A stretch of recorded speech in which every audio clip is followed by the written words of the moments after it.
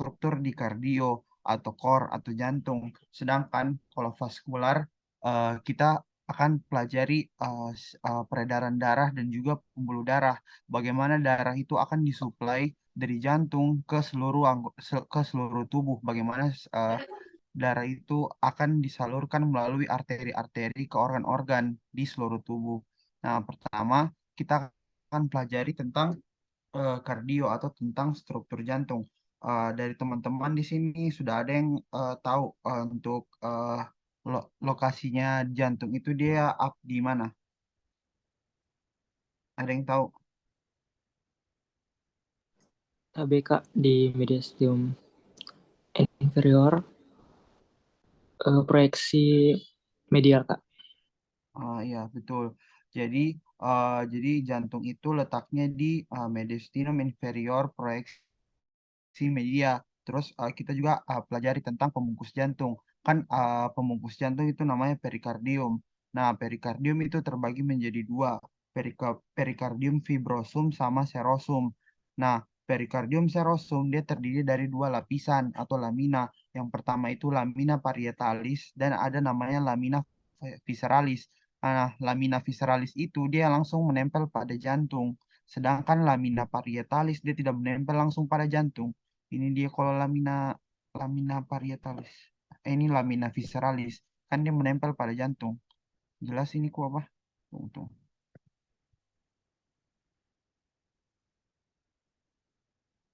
Nah, ini.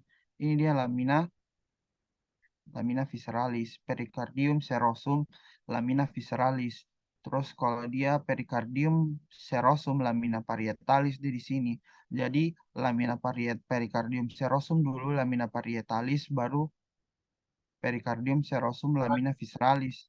Karena lamina visceralis itu dia langsung menempel pada jantung gitu. Sampai sini jelas. Kalau saya terlalu cepat bilang sampai sini jelas untuk pembungkus jantung. KB Kak jelas Kak. Oh, oke. Terus pericardium serosum lamina visceralis ini sudah yang disebut epikardium. Setelah itu kita akan pelajari kafum atau ruangan.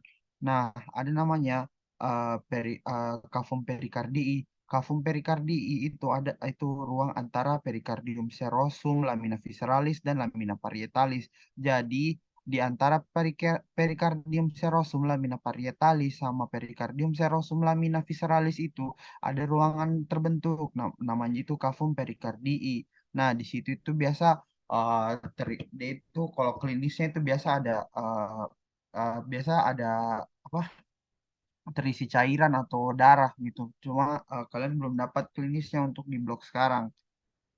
Selanjutnya kita pelajari dulu tentang struktur di luar jantung. Nah, yang pertama itu dia ada dua dia. Ada yang pertama namanya apex cordis. Apex itu kan ujungnya. Sedangkan kalau basis itu yang ini. Ini ya, basis. Kalau apex dia ini.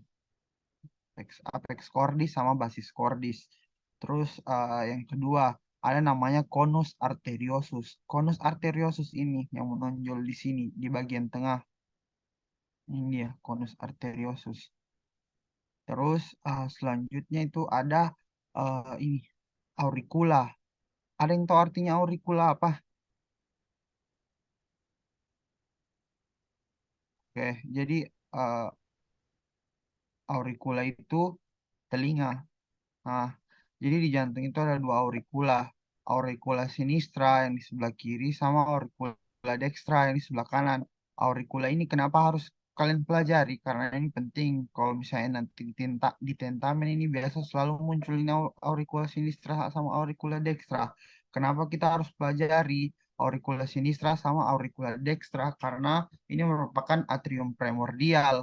Atrium primordial itu maksudnya auricula dextra sama auricula sinistra inilah yang berperan pada saat kita masih apa sebagai atrium. Jadi auricula dextra sama auricula sinistra itu dia berperan sebagai atrium pada saat masa embrional atau masa embrio waktu masih kita jadi bayi ini yang berperan sebagai atrium auricula sinistra sama auricula dextra.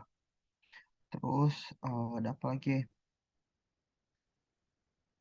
Sama ya, itu saja sih untuk strukturnya. Kalau yang di bagian luar jantung, terus kita mau saya langsung satu kali semua aja. Di bagian luar itu, selain strukturnya itu ada arteri-arteri dan vaskularisasinya. Yang pertama ini yang paling besar ini yang bercabang tiga itu namanya arcus aorta. Arcus aorta. Terus ada vena cava superior ini yang biru kan vena itu biru. Terus arcus aorta, aorta dia warna merah. Nah, percabangannya ini ada tiga. Yang pertama truncus brachiocephalicus, arteri carotis communis sinistra, sama arteri subclavian sinistra. Cuma sebentar saja kita pelajari untuk onnya. Apa sudah namanya? Ininya percabangan-percabangan dari arterinya itu sendiri.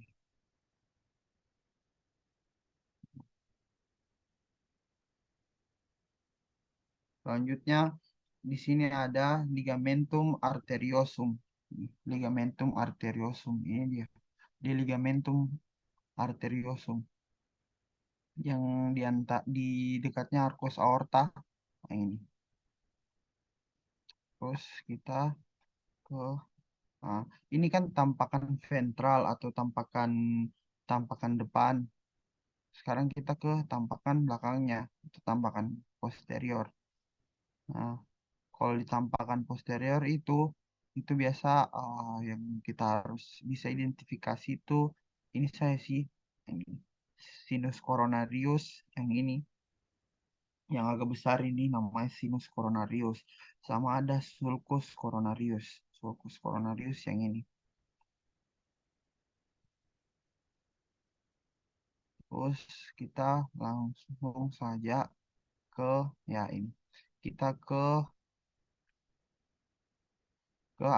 kan jantung itu dia ada empat ruangan. Ada atrium dextra and sinistra sama ventricle dextra and sinistra.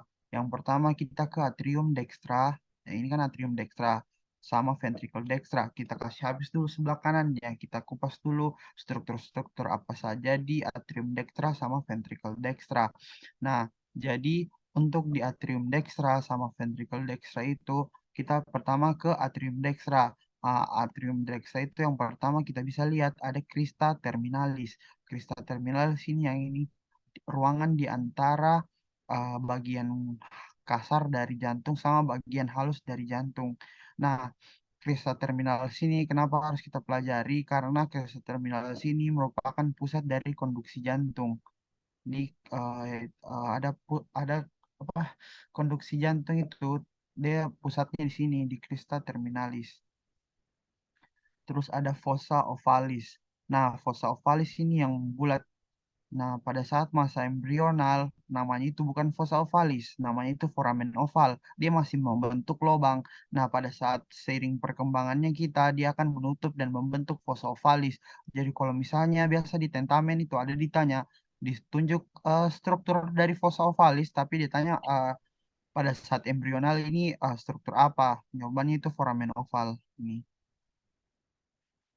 Terus di sampingnya fossa ovalis itu ada namanya limbus, limbus fossa ovalis yang ini dia, limbus fossa ovalis. Terus ada tendotodaro, terus apa? Ada namanya musculus pectinati ini, yang kasar ini namanya musculus pectinati.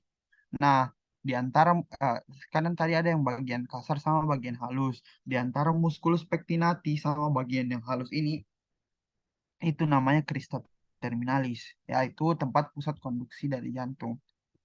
Ini musculus pectinati.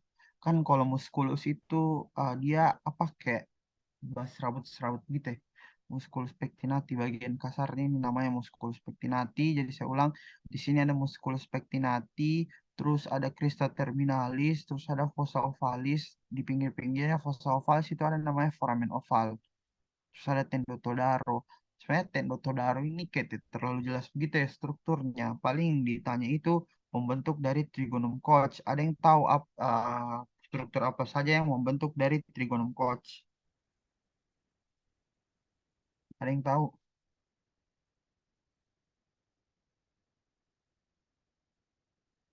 Jadi lanjut cuy. Jadi untuk Tendo Todaro itu pembentuknya Tendo Todaro maksudnya Trigonum Kochi itu dibentuk dari tiga struktur. Yang pertama itu Tendo Todaro, terus Ostium Sinus Coronarii sama Valva Tricuspidalis Cuspis Septalis. Valva Tricuspidalis Cuspis Septalis. Sebentar saya kasih tunjuk. Jadi itu saja. Jadi pembentuk dari trigonum Koch itu ada tiga. Yang pertama Tendotodaro, terus yang kedua Ostium sinus coronarii, terus yang ketiga valva atrioventricularis dextra atau valva tricuspidalis cuspis septalis. Sebentar saya kasih tunjuk. Ini atrium yang di atas ini atrium. Terus kalau yang di bawah ini eh yang sudah kasar-kasar ini itu apa namanya? Ventricle ya, atrium ventricle. Terus oke, kan sudah atrium toh. Kita selanjutnya ke ventricle. Nah, di ventricle itu ada juga yang bagian kasarnya. Ini namanya musculus papillaris. Terus ini yang kayak benang-benang ini yang kayak benang-benang ini namanya chordae tendinae. Ini kentara sekali kalau di preparat basah, di kadaver juga kentara sekali. Terus kalau misalnya yang ini yang apa muskulus-muskulusnya itu namanya musculus pectinati. Jadi bagaimana caranya kita supaya mudah menghafal itu? Ingat saja, kalau musculus pectinati ini kita anggap sebagai tangannya. Tangannya baru chordae tendinae ini yang dia tangkap. Jadi kayak tangan bertangkap ini, kayak benang-benang ini itu namanya chordae tendinae, sedangkan tangannya itu dia musculus pectinati. Gitu. Itu saya sih sebenarnya untuk eh apa untuk atrium dextra sama ventricle dextra. Selanjutnya kita ke ini, atrium sinistra sama ventricle sinistra. Nah, untuk di atrium sinistra itu ada namanya valvula foraminis ovalis. Valvula foraminis ovalis ini nanti tembusan dari fossa ovalisnya. Ini valvula foraminis ovalis. Terus dia di atrium sinistra itu dia banyak sekali vena karena kan atrium sinistra itu dia menerima darah dari dia menerima darah yang sudah kayak akan oksigen habis dari siklus paru-paru dibawa ke sini dia. Eh, Makanya dia banyak sekali venanya kan. Terus di sini ventricle apa namanya? Ventricle sinistra. Nah, di ventricle sinistra itu ada juga sama saja dengan ventricle apa? Ventricle dextra. Dia itu ada chordae tendinae sama musculus papillaris. Musculus papillaris. Terus tumpukan-tumpukan dari ini muskulus-muskulusnya itu disebut trabecula carneae. Trabecula carneae. Jadi nanti bedakan namanya musculus papillaris sama tumpukan-tumpukannya itu trabecula carneae. Itu. Jadi selesai untuk atrium dextra sama atrium dextra sinistra sama ventricle dextra sinistra. Sekarang saya mau kasih lihat katupnya. Nah, ini yang tadi saya bilang katup. Jadi tadi kan di antara atrium sama ventricle, ini kan atrium, ini ventricle. Di antara atrium sama ventricle itu ada katup. Namanya kalau di antara atrium sama ventricle namanya valva atrioventricularis karena ini atrium dextra sama sinistra berarti namanya valva atrioventricularis dextra. Iya, dextra. Karena ini kan atrium dextra sama ventricle dextra, makanya namanya valva atrioventricularis dextra. Terus, iya, valva atrioventricularis dextra. Jadi ini untuk tampakan melintangnya. Valva atrioventricularis dextra atau nama lainnya itu valva tricuspidalis. Terus kalau yang di sini, yang di sinistra, berarti valva ventricularis sinistra atau valva mitralis itu nama lainnya itu valva mitralis. Terus kalau dia di valva atrioventricularis dextra itu atau valva tricuspidalis itu ada terbagi dari beberapa kuspis.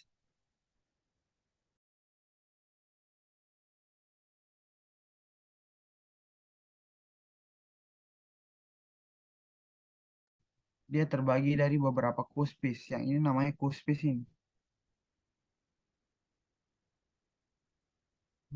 Nah, Jadi untuk valva atrioventricularis dextra atau valva tricuspidalis itu dia ada tiga kuspisnya.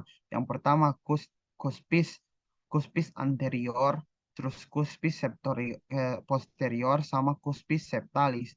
Nah, valva atrioventricularis dextra kuspis septalis ini sudah salah satu pembentuk dari trigonum coach atau valva tricuspidalis cuspis septalis. Jadi ingat saja kalau valva tricuspidalis berarti dia ada tiga dia punya cuspis. Yang pertama valva tricuspidalis cuspis anterior, terus lawannya anterior cuspis posterior, sama ada cuspis septalis.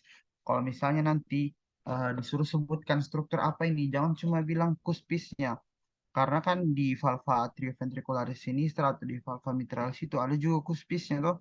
Jadi harus eh, apa sih namanya?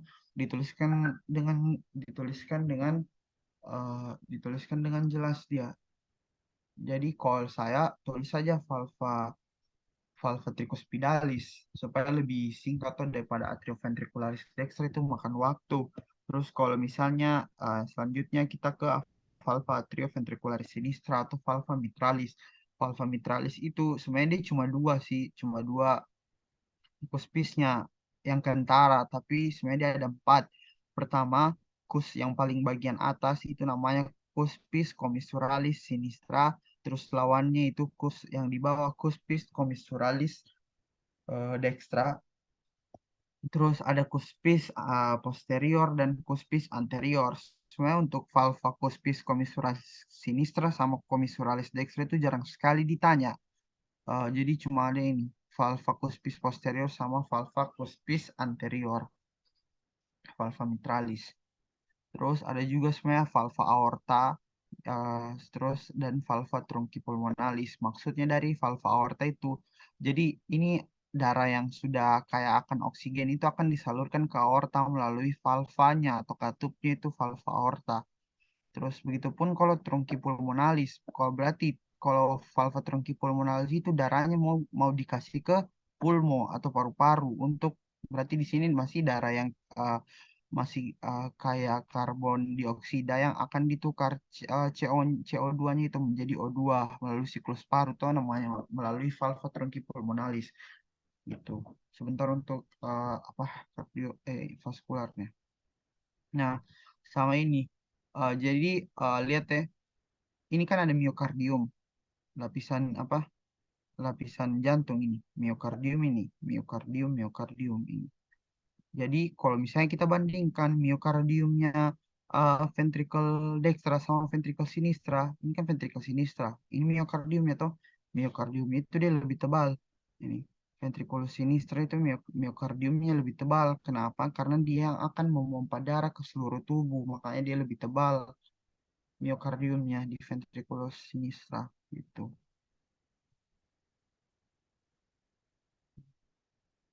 Nah, ini kan tadi kalau ini ditanya berarti namanya trabecula carneae, terus kalau yang satu-satu begini dia musculus papillaris, terus yang dia tarik ini namanya chordae tendinae. Sudah itu saja sih sebenarnya.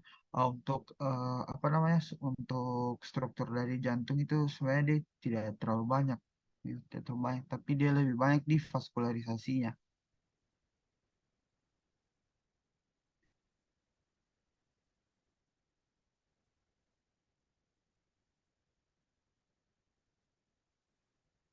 Jadi untuk kardio itu saja.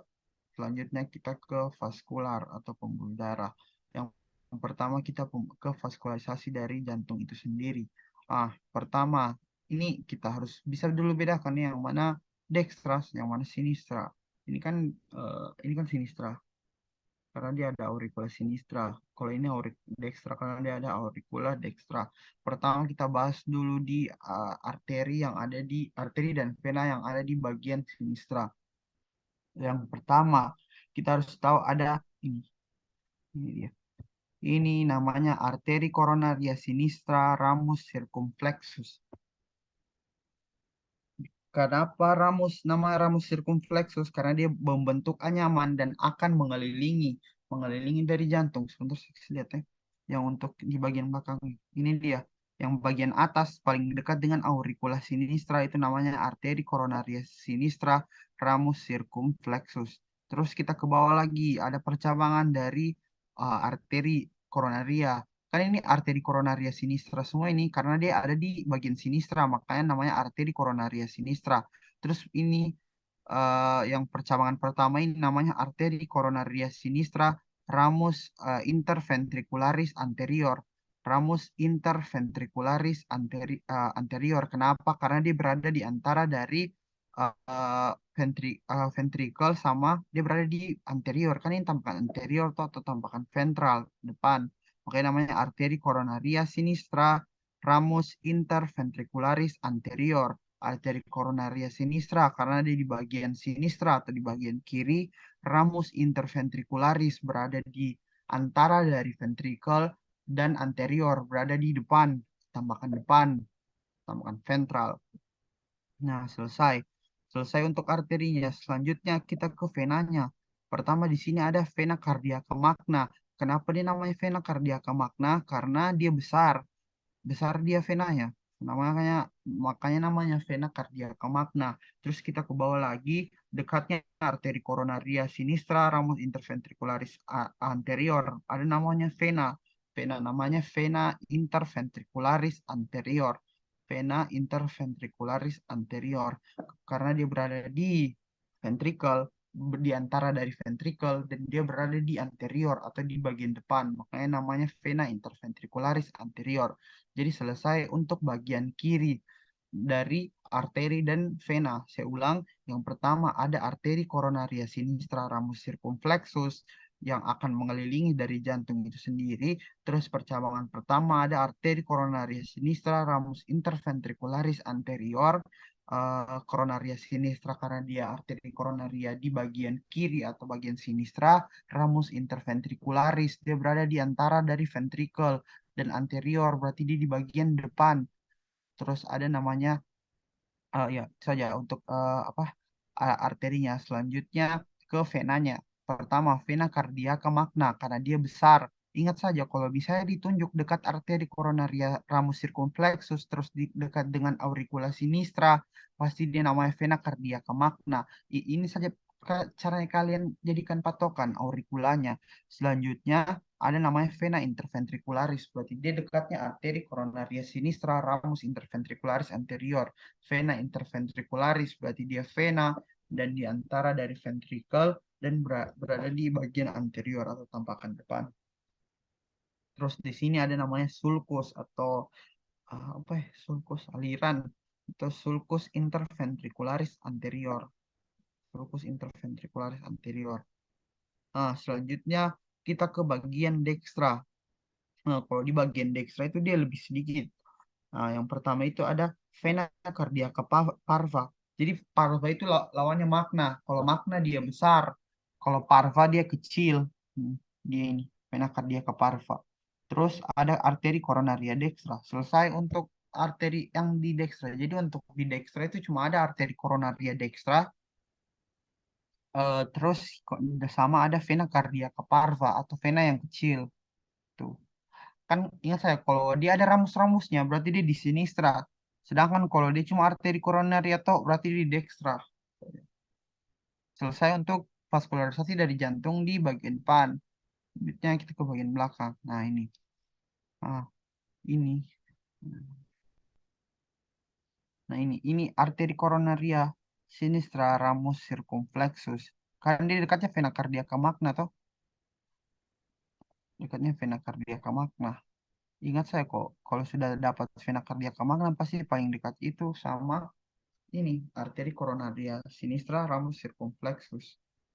Terus yang ini kan sinistra. Terus ini dextra. Ini yang di dextra. Berarti ini vena cardiaca parva. Ini vena cardiaca parva. Sedangkan ini arteri coronaria dextra. Baik saja. Selanjutnya kita ke vaskularisasi. Nah, yang pertama ini. Jadi eh, pertama kita ke ada arcus aorta. Nah, arcus aorta, tunggu dulu. Kita ke ini dulu. Apa? Peredaran darah. Gimana caranya?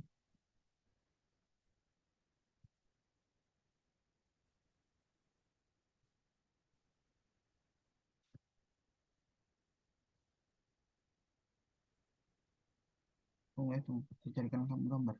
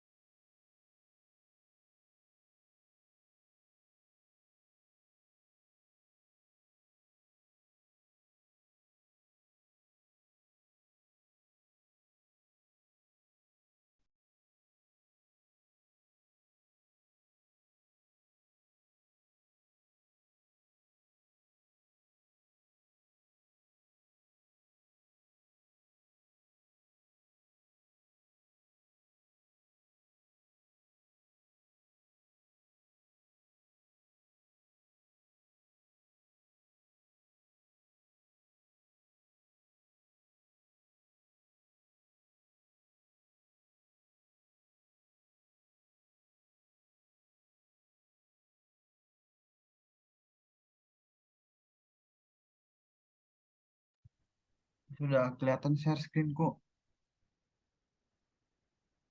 Kelihatan, Kak. Oke, Permisi, sini. Kelihatan, Kak. oke. Jadi yang saya ingin tanyakan dulu ke kalian, ada yang tahu fungsinya atrium sama ventricle itu apa? Menjawab yuk.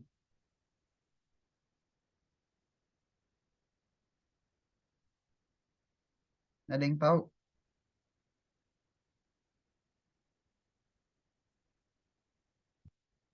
Ya lanjut Judan. Jadi atrium itu dia menerima, selalu dia menerima darah, sedangkan kalau dia ventricle dia memompa darah. Jadi bedakan atrium sama ventricle. Atrium itu dia eh, menerima darah, sedangkan ventricle itu dia memompa darah. Terus apa bedanya atrium, atrium dan atrium eh, atrium sinistra dan dextra. Jadi kalau dia atrium dextra dia menerima darah yang menerima darah yang belum teroksigenasi atau darah-darah kotor yang masih banyak karbon dioksidanya.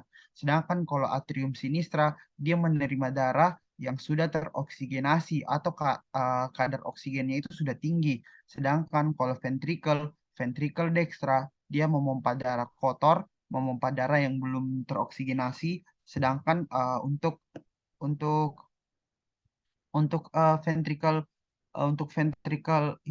ventricle sinistra dia memompa darah yang kaya akan oksigen. Nah, ventricle sinistra tadi ini kan dia memompa darah ke seluruh tubuh, makanya dia miokardiumnya itu lebih tebal.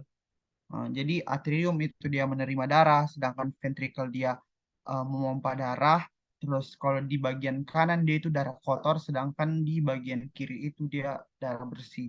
Nah, jadi pertama kan tadi eh, di ventricle, di atrium dextra.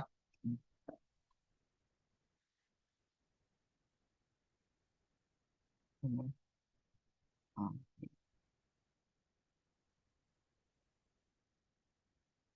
di apa tadi? Atrium sinistra,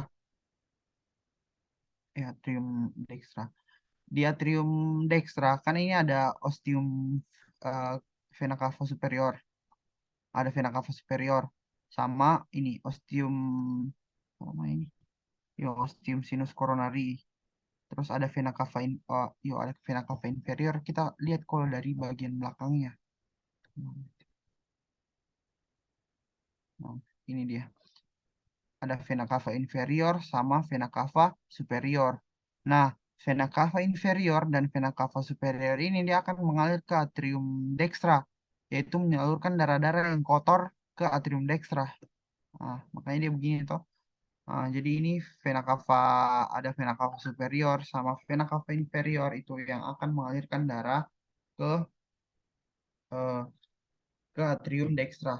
Jadi dari vena cava itu darah akan dialirkan ke sini. Hasil dari peredaran darah besar. Pokoknya darah hasil metabolisme lah yang masih kotor, yang apa kadar oksigennya itu masih kurang, itu dialirkan ke atrium dextra.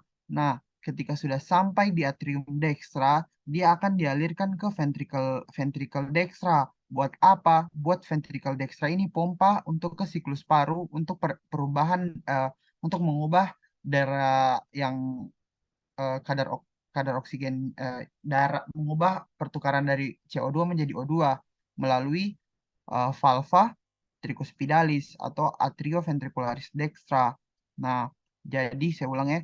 Pertama, darah itu dari vena cava superior sama vena cava inferior, masuk ke atrium kanan, masuk ke atrium dextra. Dari atrium dextra, darah itu yang kotor disalurkan ke ventricle dextra melalui valva atrioventricularis dextra atau valva tricuspidalis. Nah, setelah sampai di ventricle dextra, darah darah yang yang belum teroksigenasi itu di bermuara lagi ke ini ke paru-paru, ke paru-paru.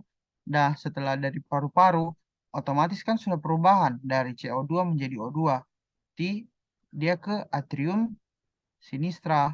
Nah, atrium sinistra tadi kan dia menerima darah yang kaya akan oksigen. Nah, dari atrium sinistra disalurkan ke ventricle sinistra melalui valva mitralis. Nah, dari valva mitralis inilah baru disebarkan ke seluruh tubuh. Nah, begitulah nanti dia berulang-ulang. Habis ke seluruh tubuh, dia disalurkan lagi ke vena cava. Otomatis kan yang hasil kalau sudah ke seluruh tubuh sudah hasil metabolisme. Makanya dia salurkan lagi ke atrium kanan untuk disalurkan lagi ke ventricle dextra, baru disalurkan lagi ke apa ke siklus paru untuk mengubah O2 menjadi untuk mengubah CO2 menjadi O2, baru disalurkan lagi ke atrium sinistra, baru ke ventricle sinistra, baru lagi disebarkan ke seluruh tubuh gitu. Nah, nah, nah ini. Nah, tadi pokoknya tadi itu berarti tadi kan dari ventricle apa dari ventricle sinistra dipompa ke seluruh tubuh. Nah, dipompa ke seluruh tubuh itu melalui arcus aorta. Nah, pertama arcus aorta itu ada tiga percabangan. Yang pertama truncus brachiocephalicus, yang ini truncus brachiocephalicus, terus ada arteri carotis communis sinistra sama arteri subclavia sinistra yang dimana nanti jadi kan ada tiga percabangan dari arcus aorta. Pertama, truncus brachiocephalicus. Terus dari truncus brachiocephalicus ke arteri carotis communis sinistra. Nah, dari arteri carotis communis sinistra ada juga percabangannya arteri subclavia sinistra. Nah, di mana arteri carotis communis sinistra sama arteri subclavia sinistra itu nanti dextra itu nanti percabangan dari truncus brachiocephalicus. Nah, nanti truncus brachiocephalicus ini dia bercabang lagi menjadi arteri carotis communis dextra sama arteri subclavia dextra. Tuh,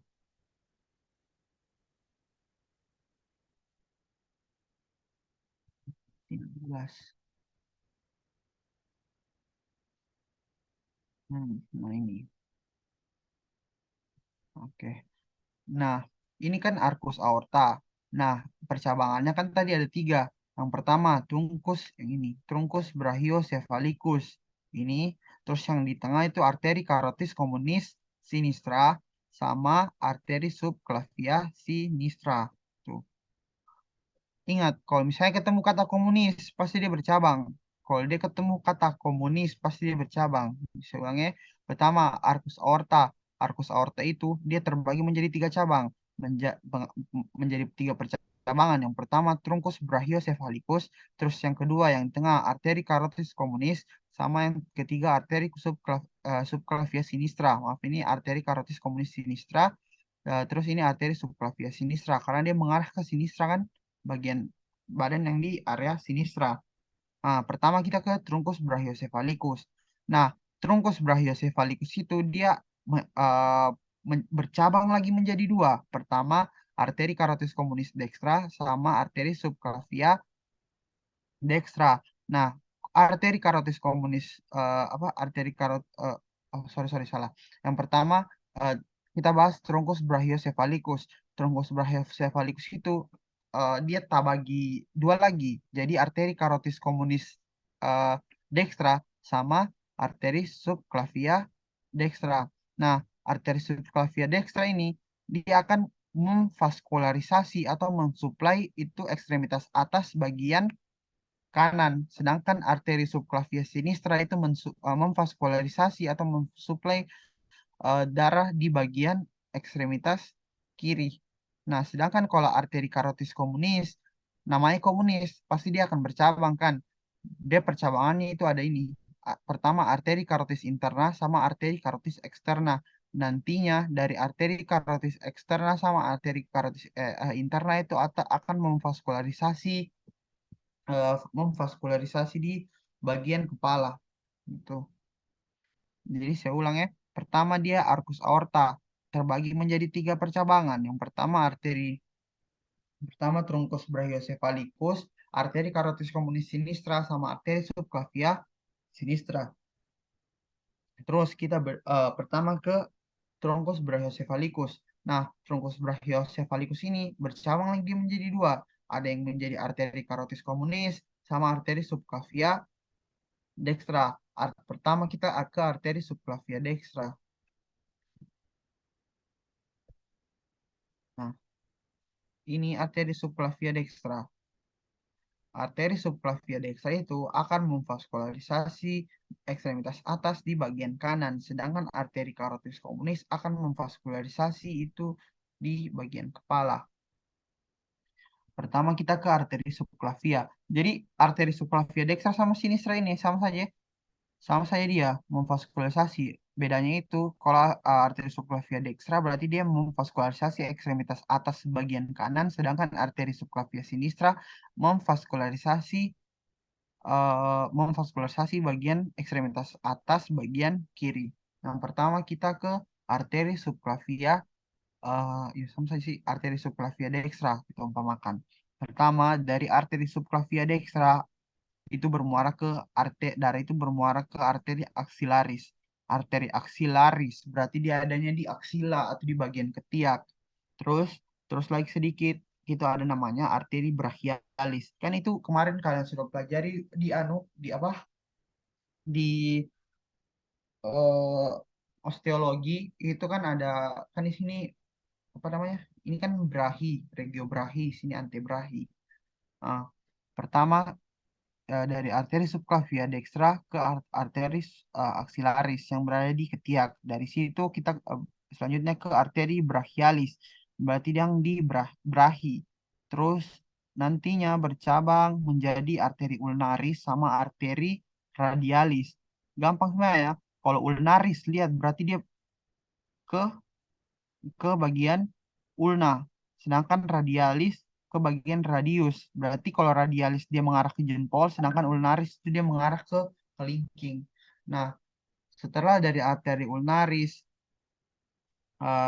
setelah terus ke arteri radialis, eh, selanjutnya dia menyatu lagi di bagian ini, bagian tangan. Nah, selesai untuk bagian ekstremitas, ekstremitas atas. Selanjutnya kita ke apa? Kita ke bagian ini arcus aorta. Nah, tadi kan habis ada tiga percabangan. Yang pertama arteri truncus brachiocephalicus, arteri carotis communis, arteri subclavia sinistra itu mengarah ke atas. Sedangkan dia adalah dari arcus aorta dia itu mengarah ke bawah. Aorta itu ada parsnya, ada pars ascendens, aorta pars ascendens, terus ada pars descendens. Ini ada pars ascendens sama pars descendens. Nah, kalau selanjutnya kita ke bagian bawah. Pertama itu dari arcus aorta akan ketemu ini Truncus coeliacus. Nanti dari Truncus coeliacus itu dia ada percabangan. Yang pertama ke arteri renalis. Nah, dari arteri renalis ini nanti yang akan memvaskularisasi renal atau ginjal. Terus ada arteri mesenterica superior, berarti dia di superior toh di atas. Nah, setelah dari arteri mesenterica superior, kita ke aorta pars abdominalis atau bagian perut. Dari bagian aorta pars abdominalis itu dia ada percabangan lagi namanya bifurcatio aorta. Bifurcatio aorta. Bifurcatio aorta. Nah, bifurcatio aorta ini akan bercabang. Ada yang ke arteri mesenterica inferior dan ada yang ke arteri iliaca communis. Nah, tadi kan komunis. Komunis itu pasti bercabang toh. Makanya dia ada percabangan arteri iliaca externa dan arteri iliaca interna. Eksterna berarti dia lebih di luar, sedangkan interna berarti ada di dalam. Selanjutnya, dari arteri iliaca externa itu akan selanjutnya ke ini. Ini kan arterinya berada di femur, berarti namanya arteri femoralis. Arteri femoralis, terus arteri poplitea. Arteri poplitea itu di lutut. Nah, setelah dari arteri poplitea akan bercabang lagi. Ada yang ke arteri tibialis sama arteri fibularis. Ingat kalau tibia dia ada di depan, sedangkan arteri fibularis dia di belakang. Selanjutnya ke arteri dorsalis pedis. Itu. Ke bagian yang kaki. Nah, itu untuk vaskularisasi arteri. Selanjutnya kita ke vena. Kan kalau di arteri itu dia dari satu ini bedanya itu kan kalau di arteri dia satu dulu baru bercabang, sedangkan kalau dia di vena dia bercabang dulu baru satu. Itu saja ingatnya. Nah, selanjutnya kalau di vena itu sebenarnya sama saja namanya, sama saja eh ini namanya itu sama juga dengan arteri dia, nama-nama percabangannya. Tapi ada yang berbeda sedikit. Ini kan tadi arteri subclavia toh, berarti di sini vena subclavia. Berarti dia yang ke arah ekstremitas atas, ekstremitas atas. Terus dari vena subclavia itu akan ke vena axillaris atau di vena di bagian ketiak. Nah, dari vena axillaris bercabang. Ada vena cephalica sama vena basilica. Kalau vena cephalica dia lebih di luar, sedangkan eh, dia lebih lateral kalau ini vena cephalica. Sedangkan kalau basilica ini dia lebih medial, lebih dalam dia. Terus nanti dia bersatu menjadi vena mediana cubiti. Nah, vena mediana cubiti ini di sini sudah yang paling sering orang ambil darah toh. Nah, nanti dia bersatu dari vena mediana cubiti nanti dia bersatu. Nah, di vena palmaris itu. Terus itu untuk yang di vena subclavia atau ke ekstremitas atas. Sedangkan ada yang ke atas kan. Ah, ini namanya vena jugularis. Vena jugularis vena jugularis interna sama vena jugularis eksterna. Ada juga vena jugularis uh, anterior. Begitu saja. Jadi sebenarnya untuk arteri dan vena itu dia sesuai dengan tempatnya begitu ya. Kalau misalnya tempatnya di ginjal berarti vena renalis. Misalnya dia sesuai dengan tempatnya di organ mana dia akan menyuplai.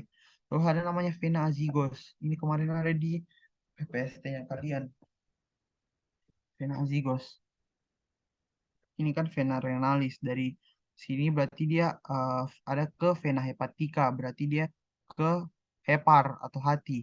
Terus di sini ada namanya vena renalis berarti dia ke renal atau ginjal. Itu saya sebenarnya dia. Vena splenica berarti dia ke spleen. Nah, di sini ada vena cava inferior.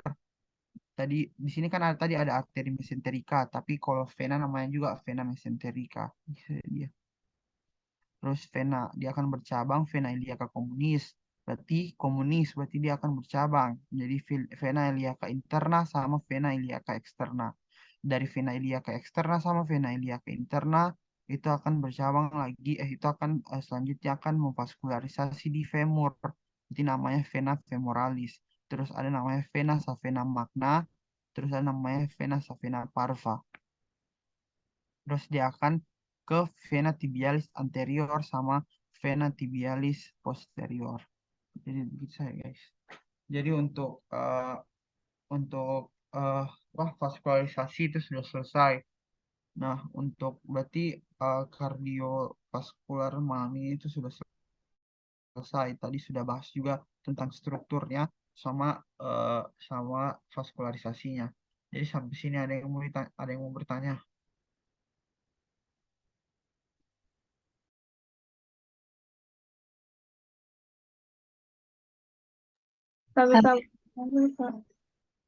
Tapi Kak, kalau dari saya tidak ada Kak. Terima kasih Kak. Permisi Kak, Ya, penyusunnya trigonum coach tadi apa semua Kak? Soalnya kurang jadi kedengaran Kak. oke, tunggu. Jadi trigonum coach itu eh, terdiri dari tiga struktur, tapi biasa ada juga sumber-sumber lain itu bilangnya ada juga apa sumber lain itu beda beda dia struktur yang membentuk trigonum coach. Tapi kalau berdasarkan Sobota, dia itu trigonum coach itu terdiri atas tiga struktur. Yang pertama tendo todaro, yang ini tendo todaro. Terus yang kedua ostium sinus coronarii. Terus yang ketiga, valva atrioventricularis dextra cuspis septalis. Jadi ada tiga, tendotodaro, ostium sinus coronarii, sama valva tricuspidalis cuspis septalis. Sampai sini jelas? Ya jelas Kak, makasih Kak. Oke, yang lain ada yang mau bertanya? Permisi Kak, Kak. Iya, lanjut langsung ya. Tapi Kak, saya mau bertanya cara bedakan auricula sama atriumnya bagaimana Kak? Cara bedakan auricula sama Atrium Kak, oke, yang bagian dextranya Kak. bagian dextra. Auricula itu strukturnya di luar. Ini dia. Jadi dia kalau di jantung itu di preparat kering itu dia kentara sekali tuh. Ini dia kayak telinga tuh. Sedangkan atrium itu dia apa ya kayak ruangannya dan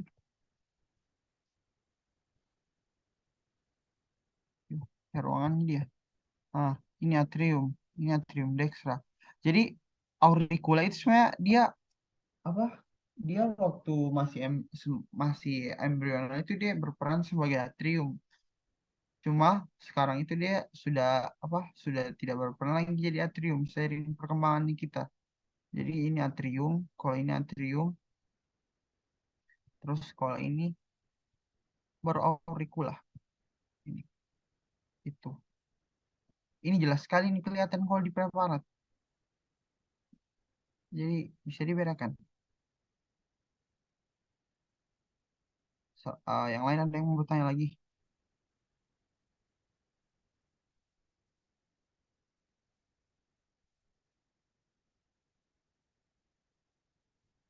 Permisi Kak. Iya lanjut. Untuk anatomi yang vaskularisasi tadi dapat ditemukan di Sobota organ interna halaman berapa ya Kak? Terima kasih Kak. Dia bukan di interna, di jilid 1 yang anatomi umum. Baik Kak, terima Jadi, kasih Kak. oke, oke. Ada lagi yang mau bertanya?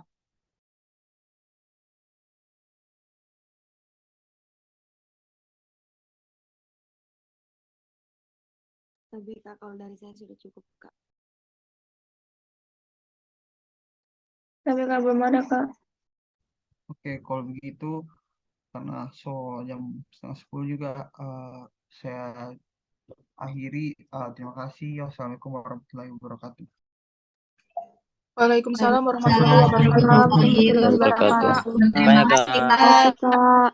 Terima kasih Kak. Terima kasih Kak.